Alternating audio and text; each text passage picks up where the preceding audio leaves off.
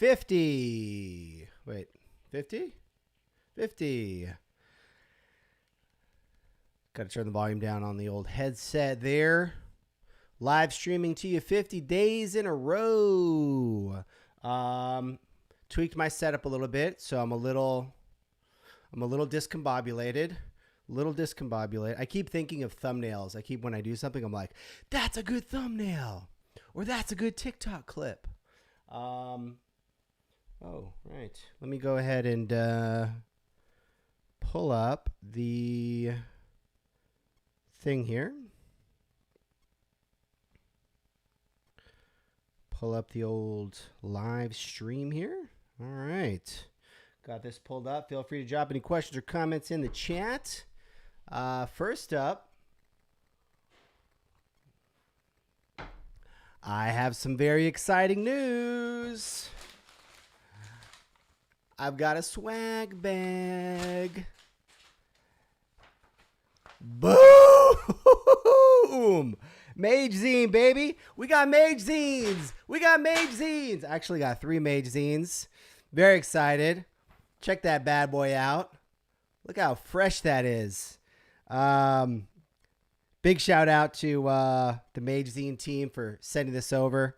Really loving this. My man Lucas B right there. Gotta get that real close and tight.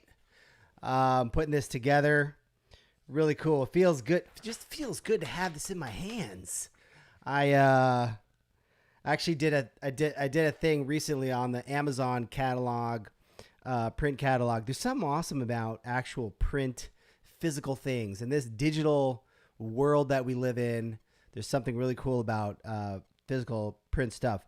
And it's just so well done. I mean, I just want to sit back and just comfortably peruse this here. That's what I want to do. I mean, look at this. Look at this artwork. Like, whoever did this has got to have had some experience in the print game, because it's just so good. And what I really need to do is to read through these articles. Honestly, I have not been doing a lot of long form reading, but what I need to do is actually read through these articles and then do some actual reviews on the actual content. We've got Guido in the house. Guido looking fresh as always. We've got Ignacio Riesco in the house looking sexy. Anyways, so yeah, this is awesome. Thank you so much. This is going up. This is going to be visible in all streams. And I have to find a place to put it. I'm going to hang it right here. That's what I'm going to do. I don't know if I can do that now. Oh, here we go. Check this out. Bam. Is that going to work? Oh, I just exposed my belly shot. Sorry about that, everybody. Okay. Whew. I got a little excited about that. I got a little overly excited about that. Okay. Transitioning here to the next topic.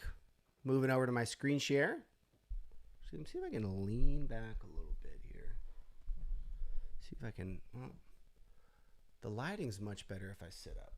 I'm trying to discipline myself to sit up, because when I do, the video quality is better. So let's see if I can do that. Okay. All right. Here we go.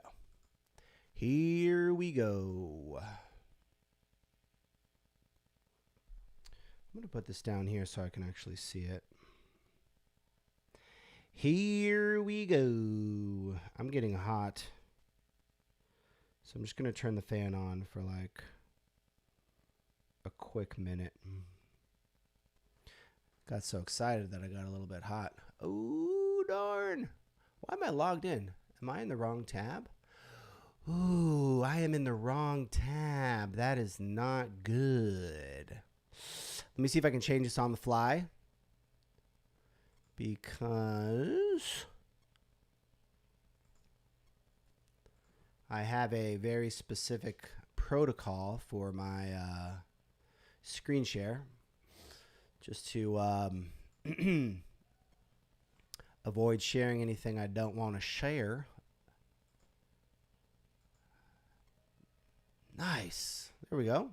Thought I was going to have to stop the stream for a second there. Would have been awkward. All right, here we go. Moving along. Moving along.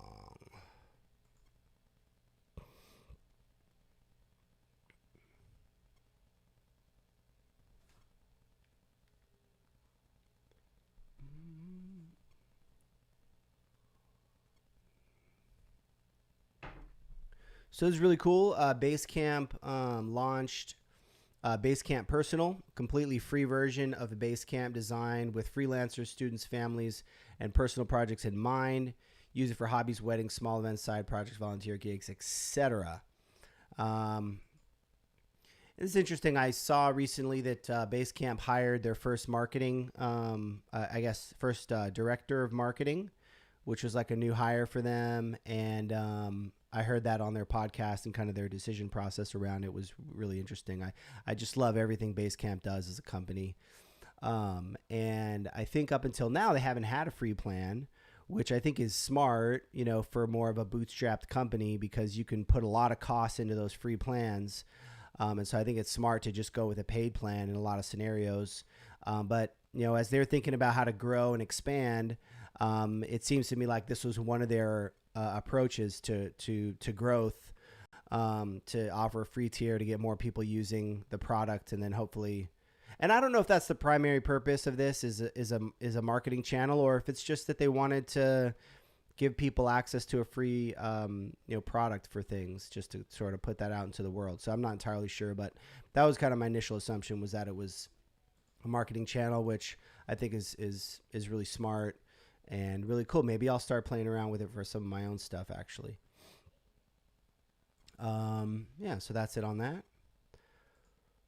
Okay, next up, this next piece of news is not quite so encouraging from Sanguine Security Labs. In a few days, PHP 7.1 will stop receiving security fixes. Only 9% of Magento stores worldwide will run a secure PHP version. And then there's a graph here showing the different versions, which is a little bit of a bummer. So yeah, I mean, it's awesome that Sanguine is staying on top of these things, keeping the Magento community informed. At the same time, it just shows you how far behind the community is, staying up to date. And one of the benefits of SaaS, I have to say, is that the independent store owners don't have to deal with this stuff, because obviously they're not very good at dealing with it. Is just the bottom line.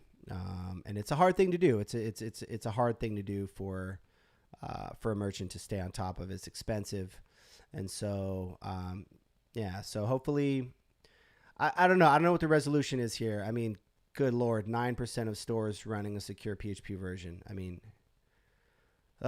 it's not good. But Sanguine's doing some great work in this space and helping people out, so you should definitely check them out. And get yourself secured up. Okay, I am in a reposition because I just can't sit still like this for too long. Can't do it. Wouldn't do it. Wouldn't be prudent. I'm going to scoot on up here a little bit and try not to get too far from the camera.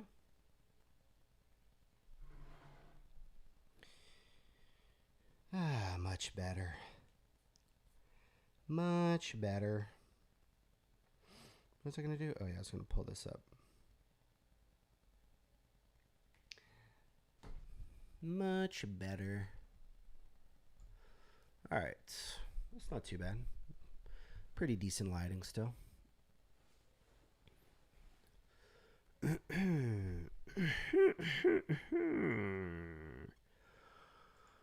Okay, next up.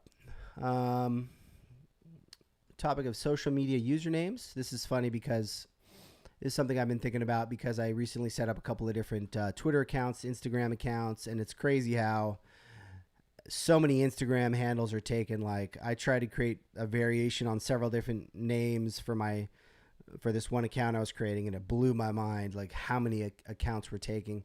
Original tweet from Owen Williams: the thing that'll probably kill services like Gmail, Instagram, Twitter in the long run is that it's impossible to get good usernames, and none of them have a plan for dealing with that. And then a reply from Kirill Zubovsky here. Interesting approach is Xbox. It assigns random funky usernames and won't let you have a good username until you've played enough to prove that you won't take it and ghost. That seems like a really smart approach. I mean, the number of times I've found a username that I wanted to use and it was some ghosted account that hadn't been logged into in 5 years is just ridiculous. And so that seems like a fair approach, right? Like you get a randomized username until you use the product for a certain amount of time. That'll probably incentivize engagement a little further as well for them, and then it'll keep that pool of usernames slightly more available for people that are actually using them. So I think that's a really smart idea. All right, next up.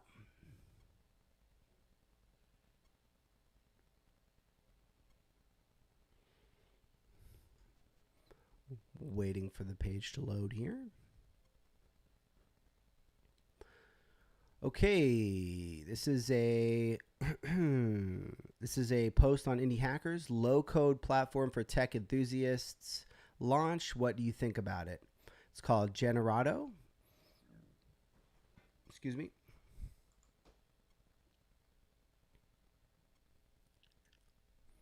Pull this up here. So I've been playing around with a lot of different no-code.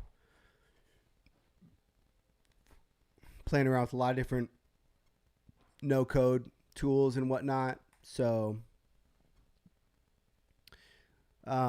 interesting to see this. All right. Welcome to the future of software development. Visually design, prototype, and build. Okay, email sign up. This is software development 2.0. Okay. Trying to understand how it works. Design applications visually. Okay. Generating code. Okay. So I'm still wondering how it actually works. Minimalistic visual design. All right, here we go. This looks like a database schema, maybe. Curated templates to generate your code. Template-based generator engine transforms the application graph into code. Huh, that's interesting. Request a new stack. So there's different stacks.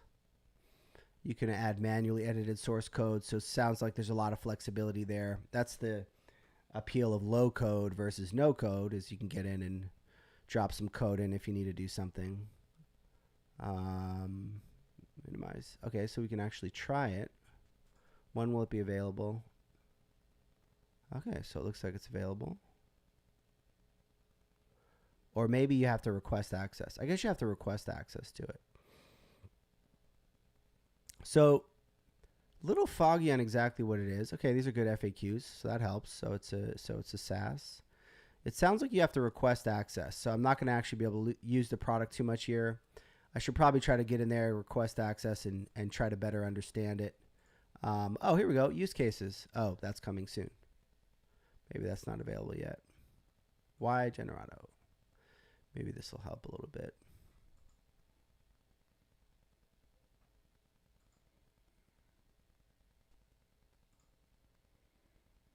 Generato for executives. Get the white paper. All right. All right, so a little bit, I think it'll become a little more clear how it works once I get in there and actually use it. Here we go, some comments in the Indie Hackers thread. So what differentiates you? There are multiple things at this moment. We are using our own visual application design with which you can create even the most complex applications. Okay, that sounds interesting. We will allow our users to add their own code to the project. Okay. And the templates that we use to generate the code are written by top-notch people that are bug-free. So really the big thing here is their visual application design, right? So apparently this is the real magic here. And so what I'd love to see on the homepage are some screenshots. And I think we got a little bit of a peek into that with those screenshots I was looking at, which looked a little bit like a database schema. But like maybe a video or something that really shows what this editor looks like. I think that's kind of the core of what people are trying to understand about what makes this, what's going to make this unique. But yeah, interesting to see that option out there, and congrats to that team on the launch. Okay, next up.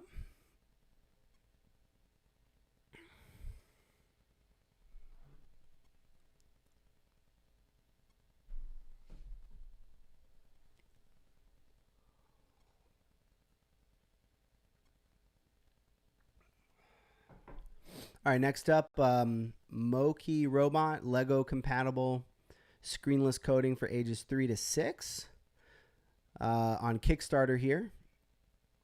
And I'm not going to be able to play this video. It's a great little video, but it's awesome. Like, I think a lot about teaching my kids coding and things like that, teaching them tech skills that'll be valuable for their future.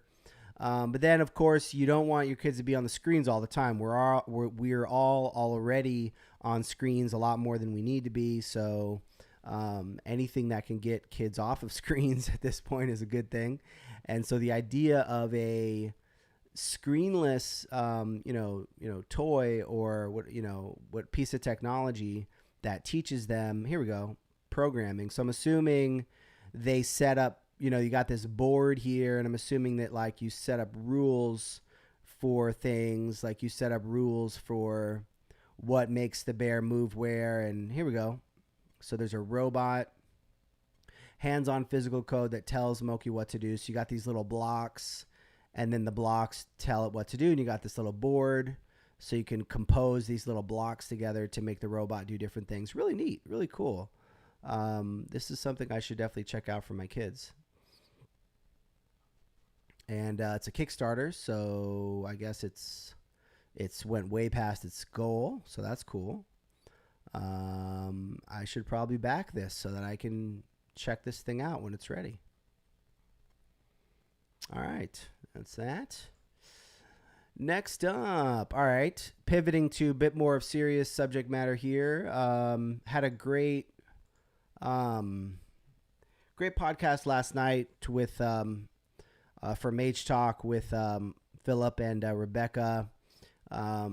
We talked about mental health, and Rebecca had led a breakout session at the recent Magento Live Europe event on mental health.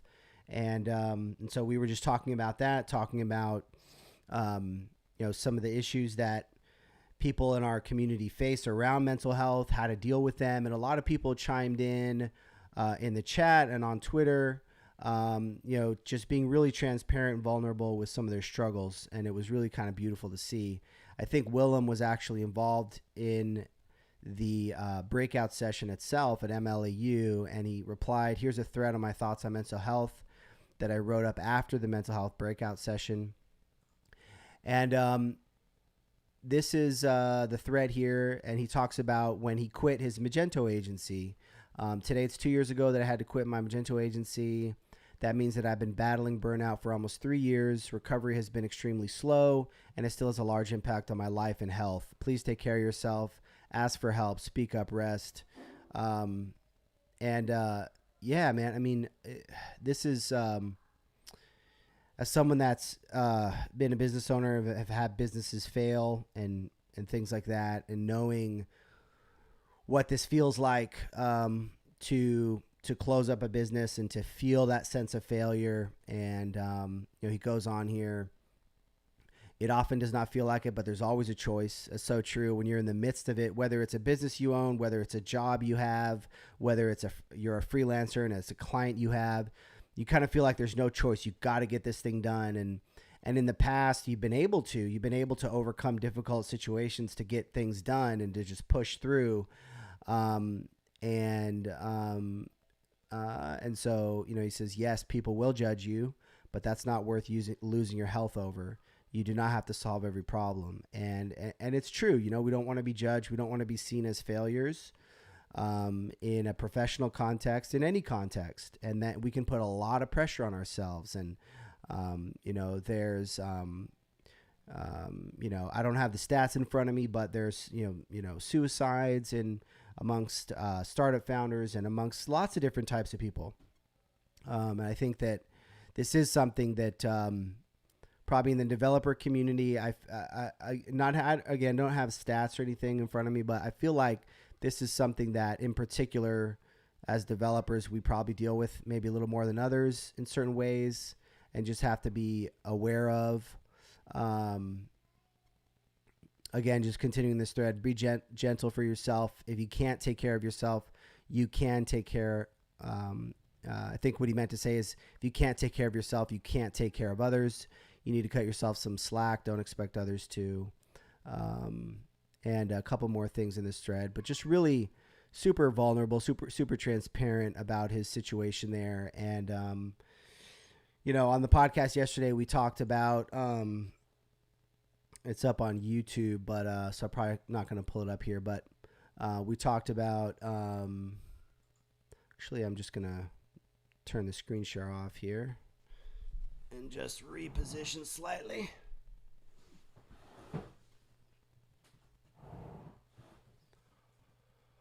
Whew.